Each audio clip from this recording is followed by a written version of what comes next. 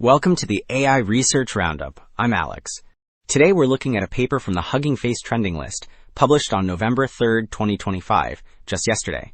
This paper introduces ROVER, a human-annotated benchmark for reciprocal cross-modal reasoning, and shows that interleaved models outperform non-interleaved ones by about 38% on reasoning visuals, while simply combining strong unimodal systems cannot match that cross-modal reasoning. The paper is titled, ROVER, Benchmarking Reciprocal Cross-Modal Reasoning for Omnimodal Generation. And as we will see, the gaps it exposes point to important directions for training truly unified models.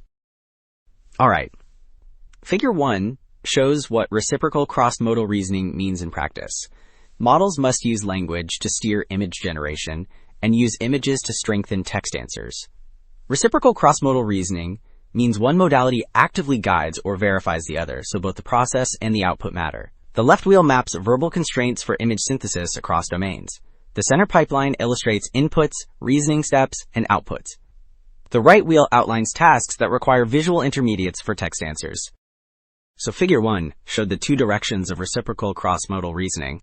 Table 1 contrasts prior benchmarks and highlights that only this benchmark integrates interleave generation, process evaluation, and vision necessity together. Hybrid evaluation means models are scored by an automated judge and checked by experts, which yields more reliable comparisons.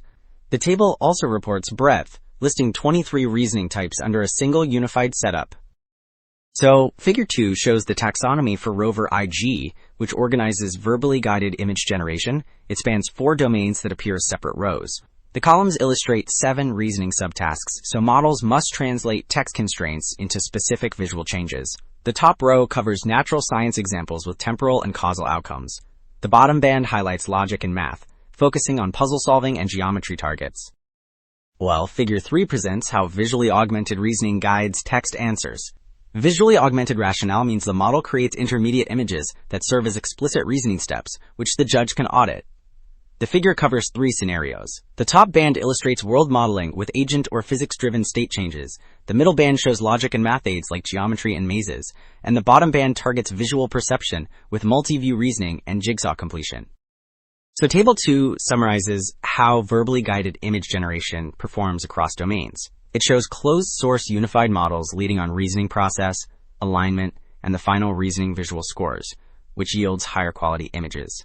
Interleaved generation, meaning the model alternates text and images during reasoning, provides a notable advantage. The closed-source block beats the open-source block consistently, so stronger cross-modal reasoning aligns with better visual outcomes. Alright, Table 3 reports performance for visually augmented reasoning. Interleaved reasoning, which means mixing text and visual steps during problem solving, averages about 39% at best. Closed-source unified models lead on alignment and accuracy, while open-source models trail by roughly 12 points overall. Visual augmentation helps world model and visual perception cases, but logic and math shows little gain because symbolic sketches remain poor. The take-home is that weak visual steps can drag final accuracy down, so adding pictures is not automatically beneficial. Wrapping up, 2 takeaways stand out. Interleaved image and text reasoning drives higher quality generation, and models remain weak at symbolic visual thinking, where poor sketches hurt answers. The broader implication is clear. Training and architectures must prioritize auditable visual intermediates and truly joint reasoning. That is it for this episode of the AI Research Roundup. I am Alex. Thanks for listening.